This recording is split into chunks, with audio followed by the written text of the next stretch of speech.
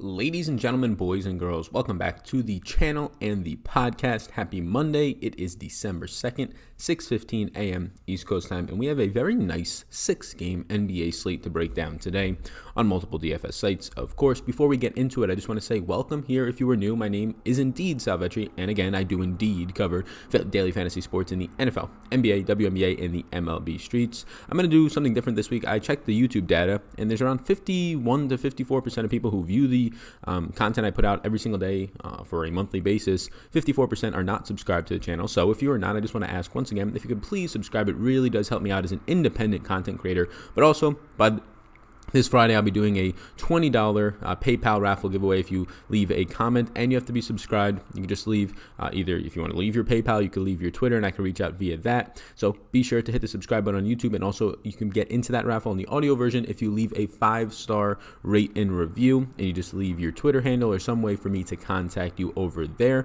You can do that on any of the audio listening platforms and subscribe. So make sure that you are subscribed. I can filter through the YouTube settings to make sure that you are subscribed, and then leave the comment so that you can get qualified in there. I'll be running that contest for this week, and maybe we'll increase it for next week to $50 and move on from there. Again, for the 5-star rate and review, barely anybody does it, so you probably have a really good chance. I have exclusive content linked up down below over on Patreon for the NBA projections every single day, as well as a ton of NFL content going out over there in the form of podcasts, as well as just articles and even projections, data sheets, things like that. Follow me on those social medias at Sal Vetri DFS and Instagram Sal Vetri. I've been told by many of people that I talk really fast. I understand that. I'm an Italian from New York, so for the new week, before the new year even comes, a resolution of mine will be to try and control that a little bit more in the hopes that it doesn't make these videos 15 minutes, right? So it's just the way I am, 23 years, but I will be trying to alter my ways for that one. So this video is going to be sponsored today by FantasyDraft. FantasyDraft is revolutionizing the way that you do play daily fantasy sports by removing those pesky fees that you have to pay, the management fees, the rake. You pay a subscription fee for 1 to 2% per month instead of paying about around 12 to 15% on average on FanDuel and Draftkings. Rake is how much the company takes off the top in a tournament.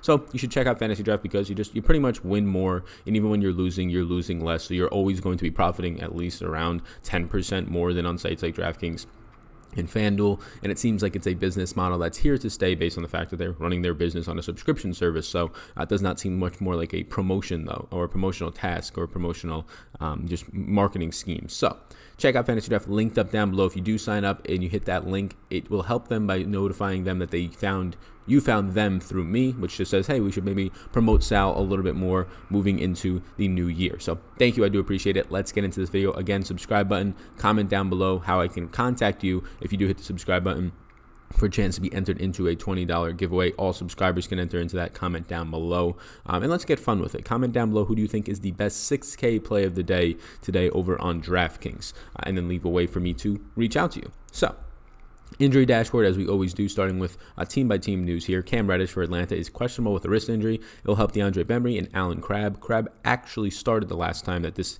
Cam Reddish was missing, about 3 days ago, I believe. Chandler Hutchinson going to Chicago, doubtful with the shoulder injury. Shaq Harrison, Thad Young would pick up more of the small forward minutes, with Otto Porter still remaining out. For Golden State, Kevon Looney is expected to play, but be on a minutes limit today, so Amari Spellman, Marquise Chris, Willie Cauley-Stein, the power forwards and centers for that team would be impacted, but Looney may be staying on a minutes limit around 18 to 20, I would imagine. Draymond Green is doubtful. Already said that they're not going to push him above 27 minutes in any more games this year. He is doubtful for rest purposes. Would help Kevon Looney's minutes limit for more production. Marquise Chris, Eric Pascal, probably the biggest beneficiary, and Amari Spellman. In Indiana, the only news, and it's not major news, is Jakar Sampson will be out with a back injury. He's been pretty much out of the rotation since you've had Myles Turner and Sabonis and all these players come back, Goga. So the guys who benefit the most will be TJ Leaf and Doug McDermott for extra rotational run. In Memphis, John Morant is doubtful. They said he's week to week. He did not play yesterday. Shoulder injury. Tyus Jones is priced up, but he's in play. We saw D'Anthony Melton have a really nice game on somewhat limited minutes. Grayson Allen will be in play as well at 3,200 on DraftKings.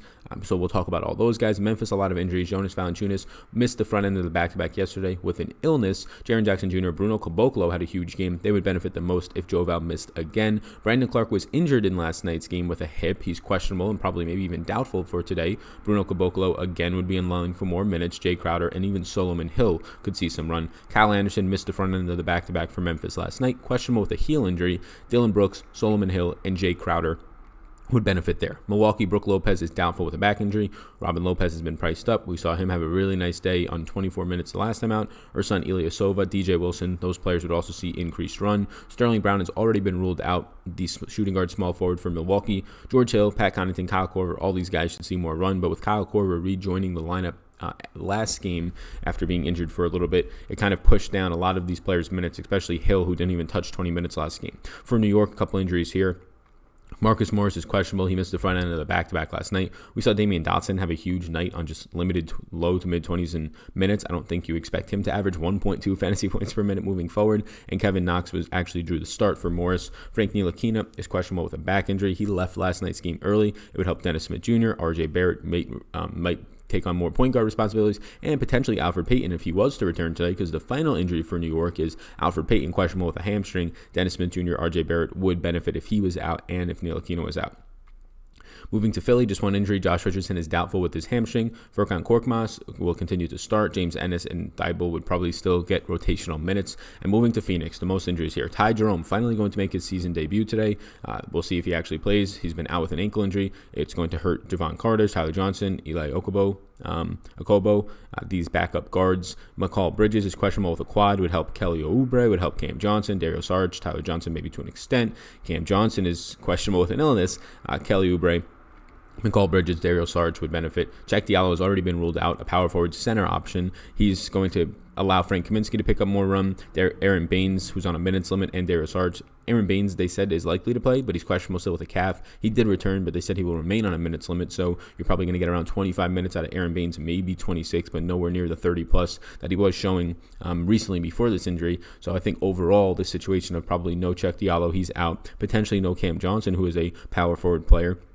You might just be left with 25 minutes of Aaron Baines, and then you only have Kelly Oubre. You only have, if there's no McCall Bridges, Frank Kaminsky to have to pick up a ton of minutes alongside Dario Saric. So those are the injury news for today across all of these teams. Let's get into this target offense sheet now. I'll blow this up for people on the YouTube version, see it a little bit better here. So, target offense sheet, 6 games today. I like these 6-game slates. 6 to 8 games is probably, maybe 6 to 9 is the slates that I like the best. They're easy to handle, easy to digest, a lot of options, or at least more options than those smaller slates, so you can actually pivot and have some sort of strategy behind it. So, looking at this slate right now, just looking at some of the spots, the highest implied team total is Milwaukee versus New York today. Milwaukee usually leads these slates in team totals when they're on them, especially smaller slates. A 119.25 implied team total.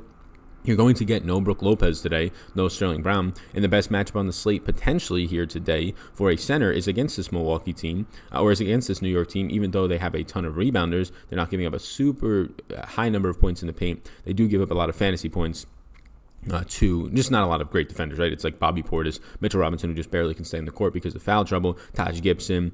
It's not great defenders down there, so you get points, and you're going to have Robin Lopez filling in, coming off of a huge night. But keep in mind, he scored 30-plus fantasy points in 24 minutes. He's going to be around a point-per-minute guy, but that's one of the better games out of him. If you get just an average Robin Lopez game, those 24 minutes might only end up in a 25, 26 fantasy point day, but even at his current price point on Draftkings, and even on FantasyDraft, that seems fine. So he'll be of interest to me as well, depending on what ownership comes in that. You're going to have him being a factor. Obviously, Giannis, if you ever want to get to him, he's $12,000, but man, do we have a ton of value on the slate that we're about to talk about on the next page. They did not price up half of these players from yesterday. There were some injuries in yesterday's game. Mainly this Memphis team is just filled with literally minimum salaried potential value based on the injury news that we saw yesterday with Brandon Clark and Kyle Anderson, and some other players from Memphis. So, yeah, there's a lot of value that you can probably get to $12,000 Giannis and feel good about it. We'll talk more about that when we get to the early interest in a second. Moving over to the one other team I want to talk about is Atlanta today against Golden State. Atlanta comes in with a 114 implied team total, pretty much the second, right around tied for the second highest on the slate with Phoenix. And then get Golden State today, who's unlikely to have Draymond, who is probably going to get Kevon Looney back, but still is just abysmal at defense. D'Angelo Russell is still going to be missing this one.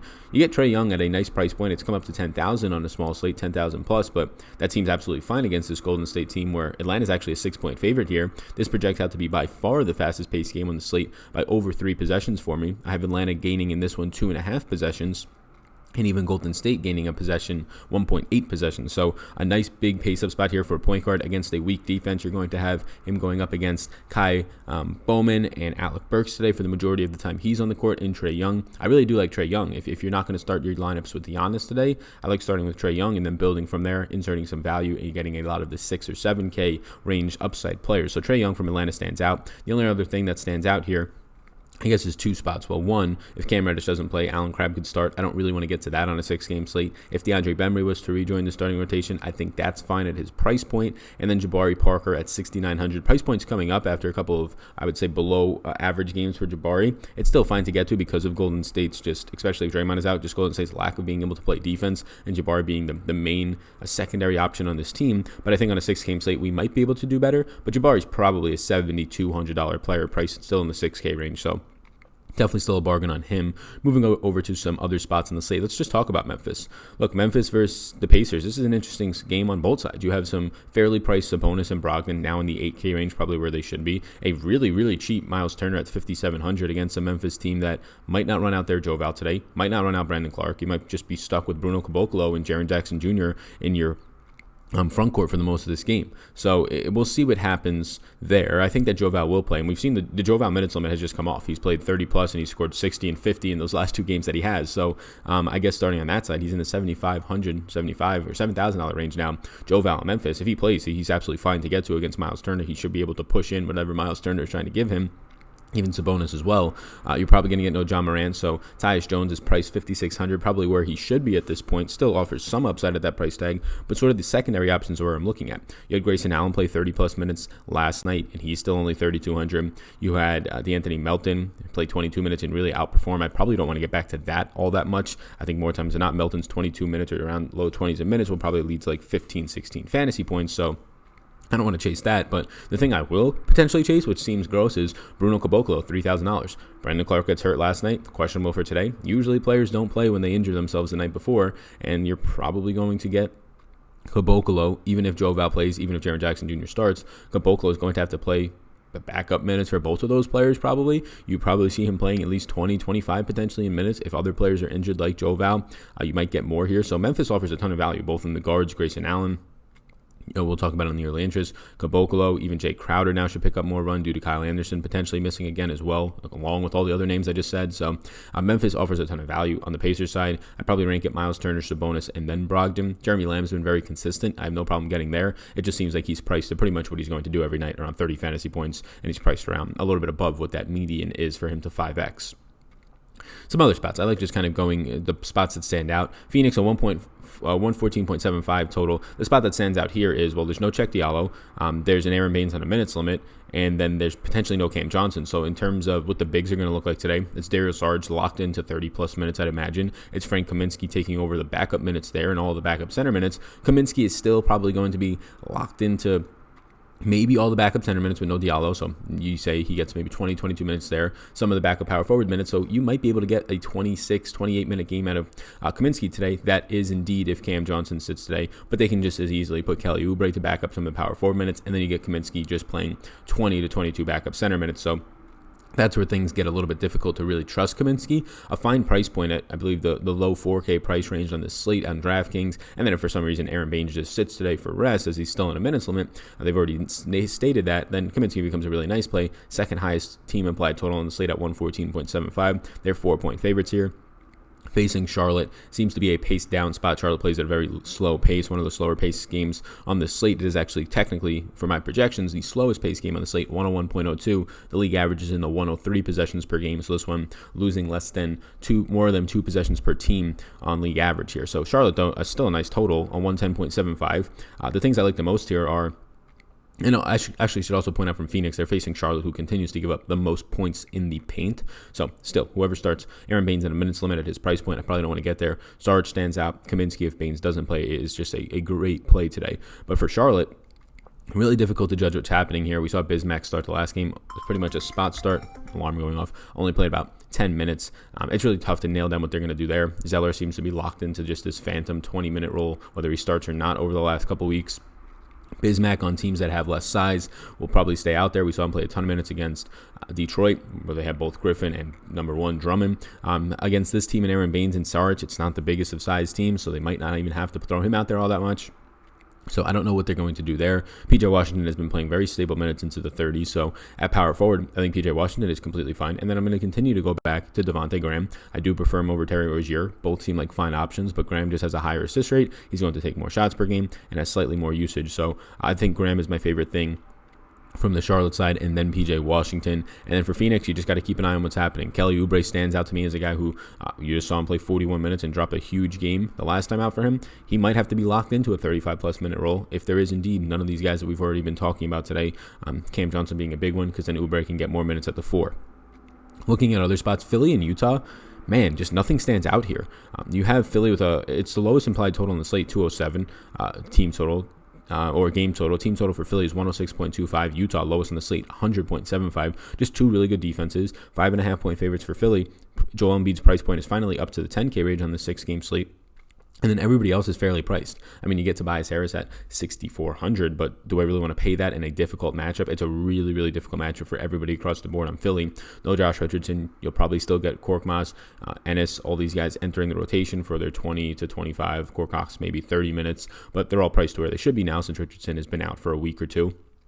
So for Philly, nothing stands out unless one of these other guys rests or is injured. For Utah, nothing stands out. The thing that stands out the most is that you have a very cheap, low 7K range Rudy Gobert against Embiid today. If you land on that, I don't hate it. We saw Gobert drop around 50 the last time they played Philadelphia, but I don't think Embiid was in that game, if I recall correctly. I think he rested. So yeah, Utah, nothing stands out. You don't get any dynamic pricing outside of Gobert. I think that you still have a very expensive Donovan Mitchell. Really all the pieces on this team, Mike Conley, nobody was really priced down outside of Gobert to 7,400, so he's the one that would stand out the most, but nothing really coming here. I think it's just a wash of a game. We'll see what happens. There's still some great players, so if Ben Simmons has no ownership, Al Horford I really don't want to get to at that price point. Look, Al Horford's price point, he's not doing anything next to Embiid when he's on the court. He has a terrible rebounding rate. He's relying on his mid-range shooting, and that's just not going to help you more times than not in DraftKings. It's not like last year when he was the center on the team. Obviously, he now has Embiid, but what that's hurting is not only his overall upside, he's just getting crushed in rebounding rate. He has like a 10% rebounding rate this year, which is like half of what it should be. We see it even happen with Tobias Harris. Every game that Tobias Harris starts at the 4, when Al Horford sits, everybody is so quick to jump to him. But really, it reduces Al Harris's assist numbers. It reduces Al Harris's rebounding numbers because he's playing next to Joel Embiid. So I think that's something that, yes, he's going to the 4 when he starts Harris there. So if Horford was to miss today, it's attractive because he's playing closer to the rim. And I always say that that's a huge thing. But who is he playing next to is also big. Joel Embiid is a rebounding hog. He is a down-low rebounding block monster. He's just going to take all of that usage from you. So other games that we didn't hit on, I think we hit on pretty much all of them. We didn't hit on the Sacramento-Chicago game at the end here. It's a late-night hammer at 10 p.m. East Coast time. Again, another slow-paced game, second slowest on the slate. You have a huge, huge pace-down spot for Chicago here. They're going to lose, in my model, about 3.6 possessions. You have Sacramento going to gain about 1.12 possessions. So what do you get from Sacramento? You get a fairly priced team. You get Bogdanovich in the 6K range, which I think he offers upside there for playing 30-plus minutes. Potentially, we've seen him run the pick and roll a little bit since there's been no De'Aaron Fox. I like that. Buddy Hield in the low 7K range also stands out to me. None of these is priority plays. And then Rashawn Holmes at center. 58.55 fantasy points per game is what Chicago is allowing so far this season. A mid-6K price point on Rashawn Holmes, who has been playing very well. Still not a great rebounder, but has been playing very well compared to his time when he was with Phoenix, compared to his time in Philadelphia. So a 108.25 team implied total. Sacramento are 5-point favorites. All these guys are just secondary options. You can even say Bielitsa at 6,100 is surely in play on this slate. If I had to rank my interest in this team, it would probably be 1, Buddy Hield, 2, Rashawn Holmes, 3, Bogdanovich, and Bogdanovich might move up later in the day, depending on how my projections look. And then 4, Bielitsa. The Chicago side, they just are all fairly priced. You have a overpriced, in my opinion, Wendell Carter Jr., probably an overpriced, almost 6K now, Laurie marking him. Wendell Carter Jr. is 6,900. I mean, I'm not paying that. You have an overpriced Zach LaVine, who's in the 8K range now, and I only really feel comfortable playing LaVine when he's in the 7K range and low 7K range at that matter. So not much is standing out. Really nothing is standing out. You'll have Shaq Harrison and Thad Young filling in for what seems like no Chandler Hutchinson as long as Otto Porter remains out, which I think that's all I've seen so far. You have Thomas Sadaransky, probably the best priced player at 5,300 on DraftKings on this team because he's been playing well as of late. But Colby White's still going to come in. Chris Dunn's still going to come in and get their full run. So the avenue for more minutes for Sado, even if he's playing well, just isn't there. So he has to just outproduce everything in terms of what his baseline projections are to really kind of pop off for you. So similar to Phoenix and Utah or Philadelphia and Utah, nothing from Chicago stands out, and it's really because Chicago's just overpriced to properly priced. So from this game in general, my priorities are just on the Sacramento side, unless there's an injury on the Chicago side. Let's move over to the early interest, and I can read those off for the podcast viewers as well as the viewers over here on the YouTube channel can see what these early interests are. There's going to be a lot of value here at the bottom of this when we get to it. The top end, Giannis and Trae Young. I prefer Trae Young as of right now. I think that there is good value on the slate, or at least there will be, but we still have to kind of work through some of these questionable tags in Memphis and Phoenix before we can really identify if we can pay up for Giannis. But obviously, if you can get to Giannis today, small forward, you can roster him as always, 21,300 on fantasy draft, highest team total on the slate. It's a really nice matchup. Yeah, getting to Giannis is completely fine, but I don't think you need to force it. So if you find the value, I think it's okay. I think I prefer right now getting to Trae Young, 10,500 on DraftKings, 18,800 on fantasy draft. Really nice team total at 114 here. It's just a good spot for a guy with a 36% usage, similar to Giannis's, believe it or not, at 37.5, according to NBA.com. And then 35 minutes per game for Young. I'll probably give him 36 in a really good matchup today where they're actually favored in this one decently. So Trae Young, a really good spot. Now, it's just a huge drop-off after that. So this is why you can get to one of these guys. I doubt both of them, but we'll see as the day goes on because there's a huge drop-off in just where my interests are after that, and there's a lot of value. You go from Giannis to 12,000, Trae Young to 10,500, to all the way down to Sabonis at $8,000, and I don't even have a ton of interest in Sabonis. It's really just if you see no Brandon Clark and no Joe Val today, Sabonis becomes more interesting. $8,000 is a fair price point, but I think it's okay. 24% usage. He's going to play like 34, 35 minutes in this one if he stays out of foul trouble. I believe he fouled out in the last game. But the guy that I really want is after this, $7,500 Joe Val. If he plays today, I'm going to give him like 30 minutes at a minimum, probably 32. And since he's been playing those big minutes and not fouling out or getting injured, the guy's just dropping 50 and 60-point games. And that's what he's going to do. He's an $85,000, $9,000 player when he gets his 32 to 34 minutes of run, and there's nobody on the pace. There's no Myles Turner that can really stop him here. So I have Joe Val in yellow, mainly just making sure that he plays. And keep in mind, if you don't get any Brandon Clark today, it's going to make it even better for Joe Val, just in terms of what their bigs are going to have to play more minutes. Devontae Graham at 7,200. I prefer Joe Val across a different position. Joe Val is also 13,300 on fantasy draft. He's actually cheaper than Devontae Graham. He's cheaper than Kelly Oubre. So go and get all the Joe Val you can on fantasy draft as long as he's active. Devontae Graham at 7,200, shooting guard eligible. He's the guy that I would want. I prefer him over the Terry Rozier's on his own team. Good matchup against Phoenix. Kelly Oubre at 7,000 could potentially become a really nice play today. If he plays, you saw him play 41 minutes. He might be locked into mid-30s in minutes if you see no Cam Johnson today. If you get some other injury news to drop before that game starts. $6,900 Jabari Parker, he's not a priority for me today. I'd probably prefer Oubre if Cam Johnson was out. I prefer Devontae Graham. I prefer some of these cheaper guys as well, but he's just too cheap for the matchup, and you can roster him as a small forward, and he remains being a starting power forward on this team with a 24.2% usage rate. Rashawn Holmes at 6,500. We mentioned him as being just not a secondary option for me, not a priority, power forward eligible. Bogdanovic is in yellow. Just a guy that I probably get to towards the end of it. If he, for some reason, joined the starting rotation, I would really like him. He was seeing his big games when there was no Corey Joseph, so he was able to handle more of the pick and roll. Now he's probably priced to really where he should be. His ceiling is just not as much there when he's not playing 32 or 34 minutes as the primary point guard on the team. Again, now they have Corey Joseph back and healthy. So that definitely not a priority. He's the fourth interest on that team. Alec Burks, didn't really talk about Golden State, but shooting guard eligible, continues to play huge minutes, continues to be the usage guy on this team since there's been no D'Angelo.